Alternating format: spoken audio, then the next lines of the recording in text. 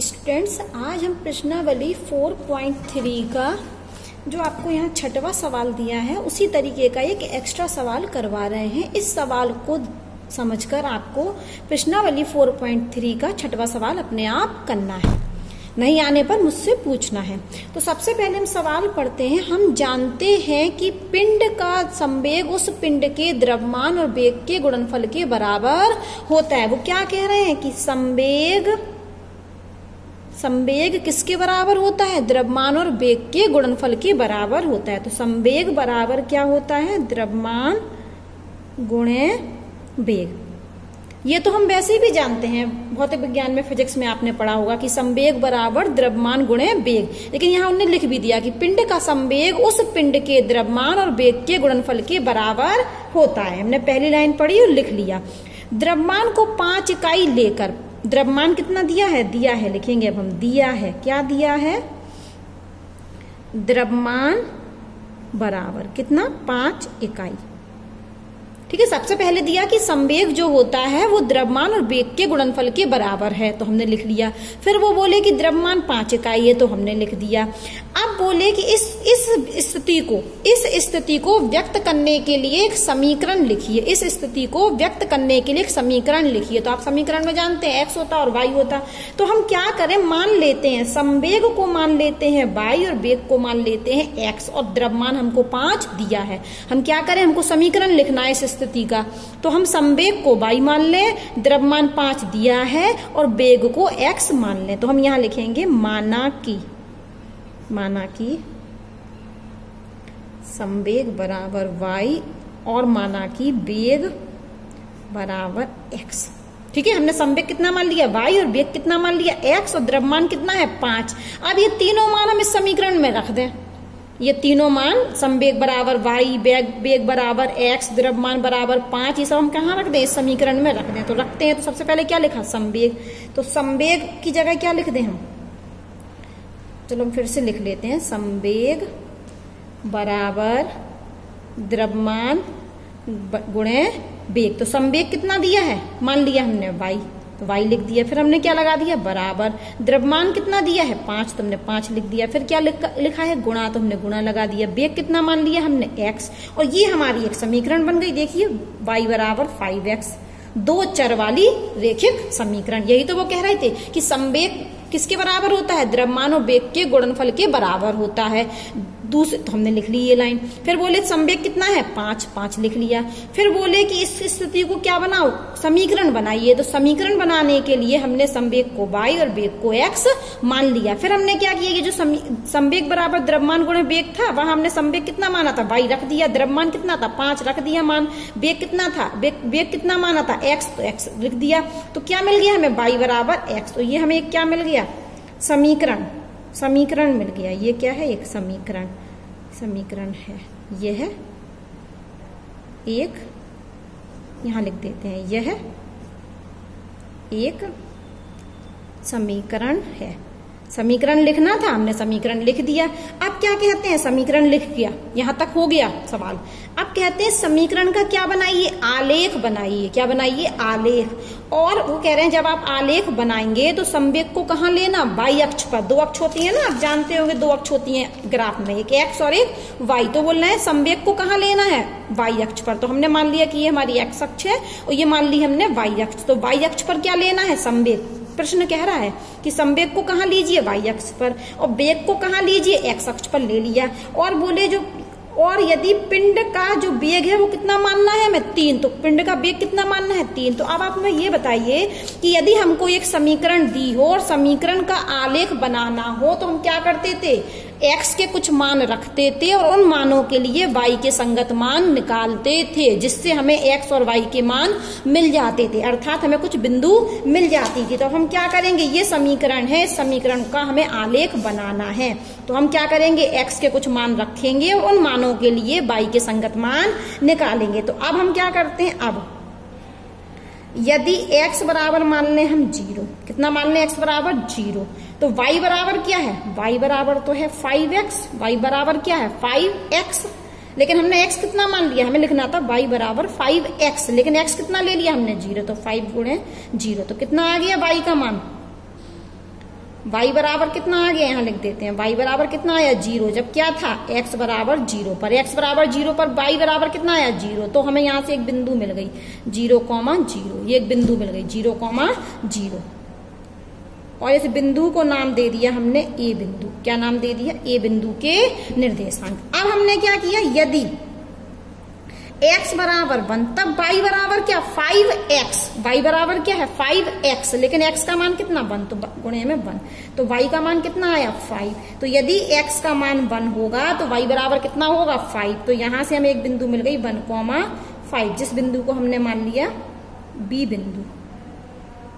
ठीक है, b बिंदु के निर्देशांक 1,5, या हम इस तरीके से टेबल भी बना सकते थे, याद है आपको, यहाँ टेबल ही बना सकते थे। और इस टेबल में हम क्या कर सकते थे, ये हमारी कौन सी बिंदु बन जाती, ये a बिंदु और ये b बिंदु, और हम इसको और बढ़ाते तो हम इस तरीके से करवाते थे x, y, तो ये 0,0 और 1,5, याद आ रहा कुछ। ठीक है, इस तरीके से हम टेबल भी चाहें तो टेबल भी बना सकते हैं, या यहाँ से हमें बिंदु a और b मिल गई। अब हम क्या करेंगे, ग्राफ पेपर को लेंगे, क्या लेंगे हम, अब हम लेंगे ग्राफ पेपर को। तो सबसे पहले हमें बिंदु बनानी है, कौन सी बिंदु बनानी है हमें, ए बिंदु। तो ए बिंदु कहाँ है 0,0, ये तो मूल बिंदु होती है, 0, 0 कहाँ होता है यहाँ, तो यहाँ हमने एक बिंदु बना दी है, गोल गोल इसको कर दिया और इस बिंदु का नाम क्या है ए, ये बिंदु ए बन गई। अब हमें बिंदु बी बनानी है, लेकिन इसमें x का मान कितना है 1 और y का मान कितना है 5, x का मान 1 और y का मान 5, तो आप जानते हो कि ये x अक्ष है और ये y अक्ष है। तो हमको क्या करना है, क्या करना है हमको,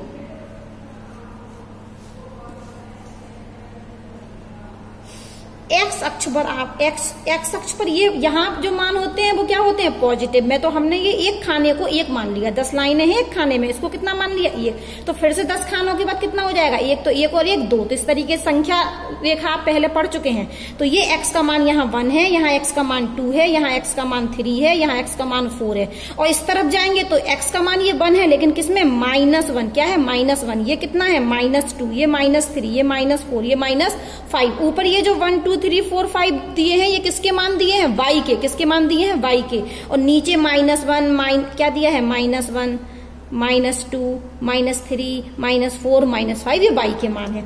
तो हमें पहली बिंदु बनानी थी x बराबर 0 और y बराबर 0, तो वो तो बिंदु ये है, ये क्या है 0,0। अब हम बिंदु b बनाते हैं, तो x बराबर 1, तो x बराबर 1 कहाँ है हमें, तो ये मिला x बराबर 1। अब x बराबर 1 पर हमें कितना जाना है y बराबर 5, तो y बराबर इस लाइन पर हम बढ़े, 5 वैसे कहाँ है यहाँ, तो इस लाइन पे सीधे में बढ़ते हैं, और ये देखिए ये इस बिंदु का नाम बनेगा b और ये होगा 1,5। अब हम क्या करें, अब हम क्या करें, इस रेखा और इस रेखा को क्या करें मिला दें, किस बिंदु a और बिंदु b को सीधे मिलाना इस केंद्र से सहायता से। ठीक है, तो ये हमारी किस समीकरण का आलेख हो गया, y बराबर 5x का आलेख हो गया, y बराबर 5x का आलेख हो गया। लेकिन अभी वो क्या कह रहे हैं, एक चीज और रह गई है कि यदि पिंड का वेग कितना चल रहा हो 3, कितना चल रहा हो 3 इकाई वेग हो, यदि वो कह रहे हैं आगे समझिए कि पिंड का वेग कितना है 3 इकाई, तो संवेग ज्ञात कीजिए। तो हम लिख लेते हैं, हम पीछे करते हैं इसको, यहां कर लेते हैं, हमारा संवेग बराबर कितना था द्रव्यमान गुणे वेग। अब वो क्या कह रहे हैं कि वेग कितना है, वेग कितना दिया है 3 इकाई, और याद कीजिए द्रव्यमान कितना दिया था, द्रव्यमान तो 5 इकाई हमें पहले से ही दिया था। ठीक है, अब हम क्या करें, वेग का मान और द्रव्यमान का मान इस समीकरण में रख दें। देखो वापस सुनिए, यहां तक सवाल हो गया, पहले बोले वो समीकरण बनाइए, हमने समीकरण बना दिया, फिर बोले समीकरण का आलेख बनाइए, हमने समीकरण का आलेख भी बना दिया। अब वो कह रहे हैं कि यदि पिंड 3 इकाई हो, पिंड का वेग 3 इकाई हो, क्या पिंड का वेग 3 इकाई हो, तो संवेग ज्ञात कीजिए। तो संवेग बराबर होता है द्रव्यमान गुणे वेग, तो वेग कितना दिया है 3 और द्रव्यमान कितना दिया था 5, तो हम गुणा करके निकाल दें। दिया है कि वेग बराबर 3 इकाई और दिया है द्रव्यमान बराबर 5 इकाई, इसलिए अतः संवेग बराबर द्रव्यमान गुणे वेग, तो द्रव्यमान गुणे वेग, तो द्रव्यमान का मान कितना 5 और वेग का मान 3, तो कितना हो गया 5 तिया 15, तो संवेग का मान कितना आ गया 15। यही वो कह रहे थे कि बताइए कि संवेग कितना है। वापस सुन लीजिए, हमको एक सवाल में दिया था कि संवेग किसके बराबर होता है, द्रव्यमान और वेग के गुणनफल के बराबर होता है। वो सबसे पहले हमने संवेग बराबर द्रव्यमान गुणे वेग लिख दिया, फिर उन्होंने कहा कि द्रव्यमान कितना दिया है 5 इकाई, फिर वो बोले इस स्थिति को व्यक्त करने का एक समीकरण बनाइए। तो हमने क्या किया कि संवेग को y और वेग को x मान लिया, संवेग को y और वेग को x मान लिया, द्रव्यमान कितना दिया था 5, तो ये तीनों मान हमने इस समीकरण में रख दिए। तो संवेग बराबर y, द्रव्यमान बराबर 5, वेग बराबर x, तो यहाँ क्या बन गया y बराबर 5x, और यह एक क्या है समीकरण है। अब बोले कि समीकरण का आलेखित कीजिए, तो हम आलेख बनाने के लिए क्या करते हैं, x के कुछ मान रखते हैं, अनुमानों पर y के मान निकालते हैं। तो x बराबर 0 रखा हमने और y बराबर क्या था 5x, तो x का मान कितना कर दिया 0, तो y का मान कितना आ गया 0, तो हमें यहाँ पर बिंदु मिल गई 0,0, जो मूल बिंदु है जिसका नाम हमने क्या दे दिया a। अब हमने x बराबर क्या रखा 1, तो y बराबर क्या होगा 5x, तो x का मान 1 रख दिया, तो y बराबर कितना आया 5, तो यहां से हमें एक बिंदु मिल गई 1,5, x का मान 1 और y का मान 5, यहाँ इस बिंदु को हमने b कह दिया। अब हमने ग्राफ पेपर बनाया, यहाँ हमने x अक्ष ले लिया वेग पर और संवेग कहाँ ले लिया y अक्ष पर। ये भी सवाल में ही कहा गया था कि संवेग कहाँ लेना है y अक्ष पर और वेग कहाँ लेना है x अक्ष पर। तो सबसे पहले हमें कौन सी बिंदु बनानी की 0,0, तो हमने ये बिंदु बना दी, यहाँ x का मान भी 0 है और y का मान भी 0 है, इस बिंदु को a कहेंगे। अब हमें कौन सी बिंदु बनानी, x बराबर 1, तो x का मान 1 कहाँ है यहाँ, और y बराबर 5 कहाँ है यहाँ, तो हम इस सीधी में चलेंगे ये, तो ये बिंदु क्या मिल गई हमें B, इस बिंदु को क्या मिल गई B और A बिंदु को हमने स्केल की सहायता से मिला दिया। तो इस किस समीकरण का आलेख मिल गया y बराबर 5x का। अब वो बोले कि यदि वेग का मान 3 दिया हो, क्या दिया हो वेग का मान 3, तो हमने फिर तो हमें संवेग का मान ज्ञात कीजिए। तो हमने लिख लिया कि हम जानते हैं कि संवेग बराबर द्रव्यमान गुणे वेग, तो वेग का मान कितना दिया 3 इकाई और द्रव्यमान का मान कितना दिया था 5 इकाई, तो संवेग बराबर द्रव्यमान गुणे वेग 5 तिया 15, ये संवेग का आंसर है।